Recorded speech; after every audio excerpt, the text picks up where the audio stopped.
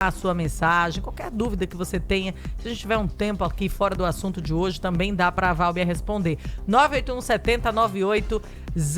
Válbia, tá aqui para falar sobre pensão por morte e primeira pergunta, quais são os requisitos para que os dependentes possam receber a pensão por morte? Bom dia. Bom dia, Válbia. Bom dia, Thaís, e bom dia, Viderlan. Bom dia, bom dia. É sempre alegria ele ver, viu? Prazer também, cara. Obrigado. Você Marcos, meu amigo, onde você estiver, um beijo pra você, viu? Estamos com ele saudade. Tá em Terras Cariocas, ele não tá ouvindo, não. Ele não tá ouvindo, mas vai ficar gravado, depois a gente Vai, mostra pra ele, vai que ele é acompanhar. sempre muito bem lembrado aqui. Não Ele tá tá no dançando YouTube. funk. Não tá ouvindo, mas já ele reage. Ele deve ter dançado muito funk Foi. ontem, né? Aí uma hora dessa ele deve estar descansando. Baile funk. Mas vamos lá, Válbia. Vamos lá, Quando é que gente. você pode dar entrada na pensão por morte? Quais são os requisitos, o que é necessário para isso? Bom, para a gente saber quais são os requisitos, a gente primeiro precisa entender quem são as possíveis pessoas, né? Quem são esses possíveis pensionistas. Então, nós vamos ter aqui cônjuge, ex-companheiro, filhos, e essa seria a nossa primeira, digamos que, escala, o nosso primeiro, primeiras possibilidades. Se não tiver nenhum desses, aí a gente vai para mães, pais ou irmãos. Qual é a diferença? Se for o cônjuge ou companheiro, aí nós vamos ter que ter um documento que demonstre ou o casamento ou a união estável, né? Se for um filho, o documento que demonstre a filiação, né? E se ele for inválido, um filho inválido também, que tem direito, ele vai precisar demonstrar, além da filiação, qual é a documentação que demonstra que existe essa invalidez. Os pais, a diferença do cônjuge, filho para os pais e os irmãos, Thaís, é que os pais e os irmãos, além de demonstrar essa documentação de parentesco, eles vão precisar demonstrar que eles têm uma dependência econômica. Enquanto essa pessoa, que é o instituidor da pensão, era vivo, eles viviam sob a dependência econômica dessa pessoa que faleceu. E é diferente do marido, da esposa e dos filhos. Eles Como não é que precisam é possível demonstrar provar isso? Pois é, então assim, para pai, mãe e os irmãos, né?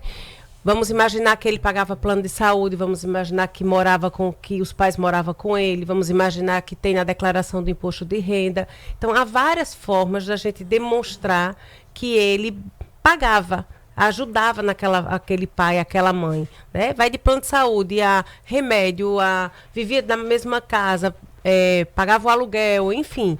A gente vai ter que demonstrar. Ele tinha uma dependência, ele precisava daquela pessoa para poder sobreviver. Então, essa é a primeira situação.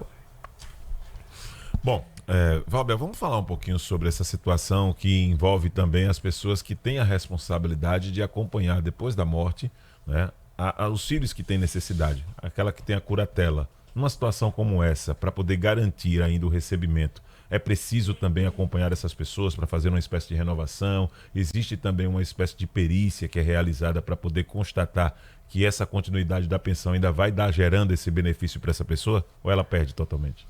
Na verdade, assim, o que é que a gente tem que imaginar? Tem a tutela e a curatela, né? Isso. Então, se existe, vamos pensar que era uma criança que já não tinha mãe e o pai agora faleceu e é um inválido. Então, alguém vai ser responsável por ele. Isso. Né? Então, vai ter que Essa ter... seria a tutela nesse caso. Né? Exato. Aí vai ter que ter, primeiro, uma ação para que essa pessoa que ficou agora responsável por ele, que seria um representante, né, dele, então vai ter que ter essa primeira ação para que demonstre, olha, não tem ninguém por ele, ele não pode responder pelos atos dele, vai ficar o tio, vai ficar a avó. Então faz primeiro essa ação. Uma irmã mais velha. Uma irmã mais velha faz primeiro essa ação e depois, feita essa ação, essa pessoa que agora é o tutor vai ser o responsável por ele, ele vai ingressar com o pedido de pensão e a partir daí o processo vai rolar igual. Da mesma forma para o curador, que é a curatela. A curatela é para aquele que já é maior. Isso. Né? Então, assim, é importante perceber isso. Primeiro nós vamos ter que nomear essa pessoa, há uma ação para isso e depois a gente, tendo essa pessoa, a gente ingressa com o pedido de pensão. Ele vai falando, representando esse menor ou esse maior que não tem como responder pelos atos da vida civil. Então, um filho, ele pode também ter direito à pensão por morte de um pai ou de uma mãe, dependendo da situação, uma condição como essa, não? o filho, aí, vamos imaginar que você está dizendo aí um exemplo de um inválido, De um né? O inválido, filho já é maior de 21 anos, porque o filho precisa ter, Thaís, 21 anos. Entendo. Um filho maior de 21, ele não vai ter direito. Mas se ele é um inválido, e é uma invalidez, máximo 21 anos, no máximo 21. E nós estamos falando aqui do regime geral. Existe É aquela história, eu importante- estou na faculdade, se até 24 anos se eu estiver estudando, pode. Isso, no Não regime pode. geral não pode. Em alguns regimes próprios, pode. A gente pode, inclusive, trazer essa pauta que é muito importante. Muito. Para que as muito pessoas mesmo. percebam a Em diferença alguns entre casos os regimes. pode, outros não. Hoje a gente está falando de regime geral para que os nossos ouvintes não fiquem sem essa resposta. O regime geral, até 21 anos o filho. Esse filho universitário, 24 anos, pode? No regime geral, não. Mas eu vou trazer aqui para vocês que nos assiste, nos ouve, o filho até 24 anos, universitário, se for, por exemplo, o regime próprio do estado de Alagoas, a pessoa que faleceu era um servidor efetivo, aí esse filho tem direito até os 24 anos. Olha aí. E o do município, e o da União, aí a gente vai ter que olhar a lei do ente, a lei do município que essa pessoa nos pergunta, a lei da União, para cada regime próprio. especificidade, né? Isso, cada regime próprio vai ter uma forma diferente de lidar, um requisito diferente. A partir de 2019 eles fizeram isso, cada um tem a sua forma de legislar. Uma outra dúvida, existe algum prazo para dar entrada na pensão por morte após o falecimento? Ótimo. O que é que acontece? Direitos previdenciários, perceba que eu fui para o plural, de um modo geral, não há um prazo para você requerer. Mas a questão financeira, qual é o efeito financeiro daquele teu pedido, aí sim há um prazo. Recebe retroativo? Recebe. No caso da pensão, porque cada tipo de benefício vai ter um prazo diferente para poder ter o efeito financeiro daquela ação. Então, a qualquer momento você pode entrar. Mas, para você não perder dinheiro, óbvio que ninguém quer perder dinheiro, né? Se o filho, ele for até 16 anos, então, você tem até 90 dias para receber desde a data do óbito.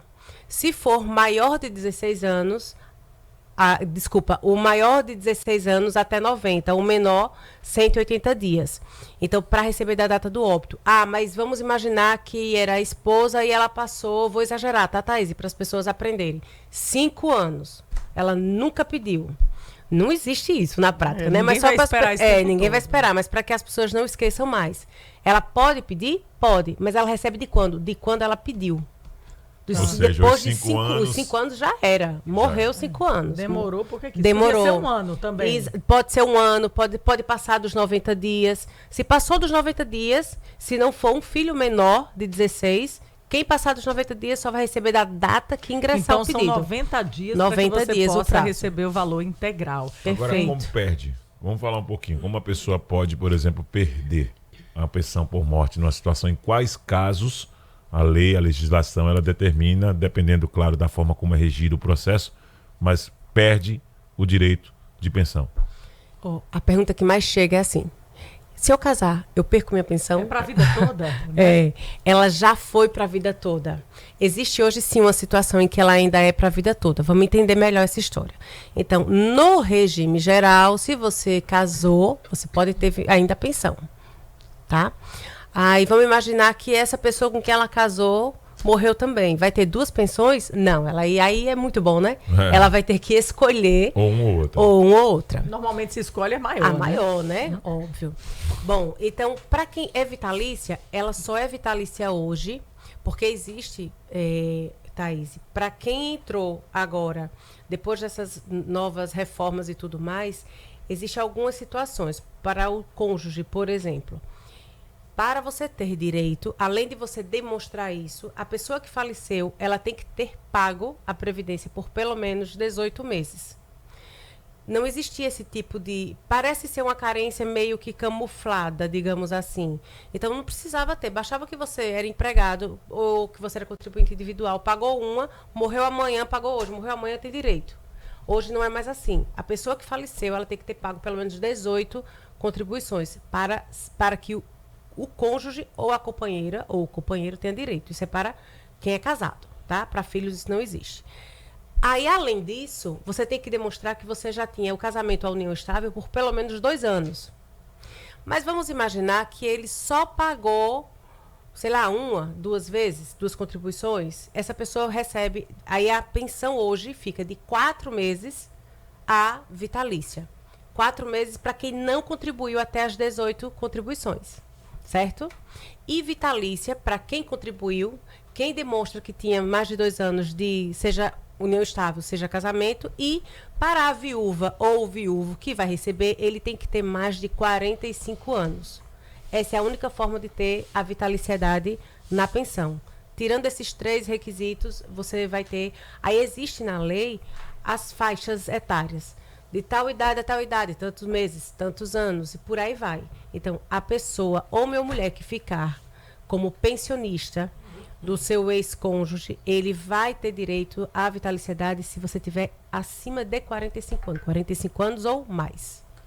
Olha aí, explicado, então, é muita É muita regrinha, né? dúvida, Assim como né? tudo que envolve a Previdência. Verdade. É Muito muita peça. detalhe. E depois das regras de transição, É. né? Os regimes que cada um tem sua peculiaridade. Então, é importante saber. Se você tem dúvida, pode encontrar a Válbia nas redes sociais. Pode Isso. falar, Válbia. Valpia Garrote, você vai me encontrar lá no Instagram.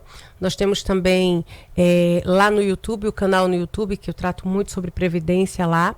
E eu queria aqui só deixar para a gente finalizar a forma que hoje você recebe. Você não recebe mais 100%, Thaís. E antes você recebia 100%.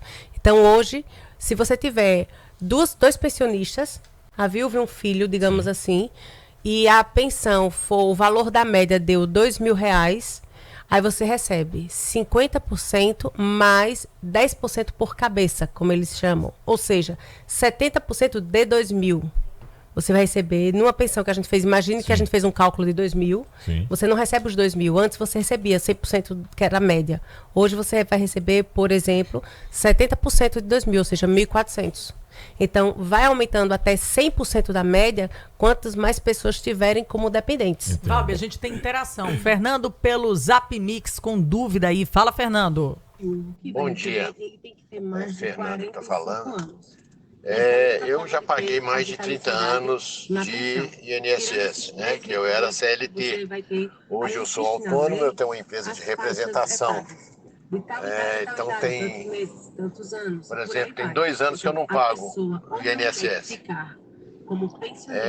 Caso eu venha a falecer, a minha esposa tem direito à pensão? Seu Fernando, ele hoje é MEI, é isso que ele falou? Ele tem uma empresa de representação. Mas ele não fala a forma que ele contribui, Ele não, né? ele não fala a forma como contribui. Ele deu a entender Vamos ver se que ele não fala. contribui mais. Tem 2 anos ou 3 anos. Então, se Bom dia. É Fernando que está falando. Eu já paguei mais de 30 anos de INSS, né? Que eu era CLT. Hoje eu sou autônomo, eu tenho uma empresa de representação. Então tem, por exemplo, tem 2 anos que eu não pago o INSS. Caso eu venha a falecer, a minha esposa tem direito à pensão? Seu Fernando, vamos lá. Eu vou falar com o que o senhor tá nos colocando aqui, tá? Agora, é importante que o senhor entenda uma coisa. A gente precisaria, nesse caso, eu precisaria ver a documentação. Mas o senhor nos diz aqui o seguinte, tem mais de 30 anos, o senhor já pagou 30 anos. Então, existe aquilo que a gente fala muito aqui, que é a qualidade de segurado. Então, para se manter como segurado, o INSS dá o que a gente chama de período de graça. Né? Então, ele se você contribui pagou como pessoa jurídica, tá informando aqui. Ele contribui pessoa jurídica, né? Tá. Então, vamos lá. Hoje, como o senhor pagou, como o senhor recebeu, trabalhou 30 anos, né, de carteira assinada, então o senhor recebia como em carteira assinada era empregado, o senhor vertia contribuição. Quando a gente, para que o senhor entenda, período de graça, ou seja, eu mantenho qualidade de segurado. Até 1 ano contribuindo, você contribuiu agora, você tem 12 meses. Se você contribuiu mais de 120 contribuições, que é o seu caso, né? Então, entende-se que o senhor tem um período de graça de até 36 meses. Não está pagando. Ele Então, só reforçou agora. Exato, Ele não está pagando o INSS. Exato. Mas entenda o que eu quero dizer. Existe um período, Thaís, que o fato dele não estar pagando hoje, ele ainda pode estar dentro de um período chamado de período de graça. Como ele pagou por 30 anos, Então, ele pagou mais de 120 contribuições. Quem pagou mais de 120 contribuições, ele tem pelo menos até 24 meses. Aí eu teria que olhar se ele teve aí o seguro-desemprego, aí aumenta mais de 12 meses. Mas pelo que ele falou aí, vamos imaginar que não teve seguro-desemprego, ele tinha aí um período de qualidade de segurado apenas por 24 meses. Se tem 3 anos que ele não paga, então 2 anos que ele não paga, né? Então, se ele tiver dentro, a última contribuição dele foi agora, a gente está em abril, se a última contribuição dele, que ele fez 2 anos atrás, aí, seu Fernando, pensa aí com a gente. Se a gente está em abril, então, a última contribuição do senhor foi no mês de março, de 2 anos atrás, aí há uma possibilidade do senhor ainda existir qualidade. E Deus o livre que o senhor morra, mas o senhor morrendo hoje, aí sua esposa teria direito. O senhor precisa entender o seguinte, são 24 meses da minha última contribuição, desde que o senhor não tenha tido nenhuma interrupção. O que é que eu sugiro para o senhor? Pega essa documentação, procura alguém habilitado para que te dê essa resposta com a total segurança. Mas, em regra, como o senhor teve aí esses 30 anos de contribuição e só tem 2 anos que não contribui, é possível que o senhor ainda esteja no tempo de qualidade de segurado. Então, hoje, poderia ser sim. Mas, se o senhor não tiver, o senhor tem uma empresa, eu sugiro que o senhor volte a contribuir para que a sua esposa tenha direito quando o senhor não mais estiver aqui conosco. Tá certo? Eu espero que eu tenha ajudado. Então, mas aí, a preste atenção nas datas. A recomendação é voltar. Porque a gente precisaria ver a data exata que o senhor deixou de contribuir. Mas, via de regra, por 2 anos, o senhor está aí acobertado. E procura a Valber Garrote. É só botar a Valber Garrote lá no Instagram, que ela faz aí toda essa consultoria. É só procurar por ela. É importante procurar sempre um profissional ali para orientar, para não perder nessas situações. Valeu, aí, Valber. Grande beijo. Obrigado, Obrigada, gente. Um beijo grande. Vamos seguindo aqui, falar da experiência na Praia do Gunga. A gente sabe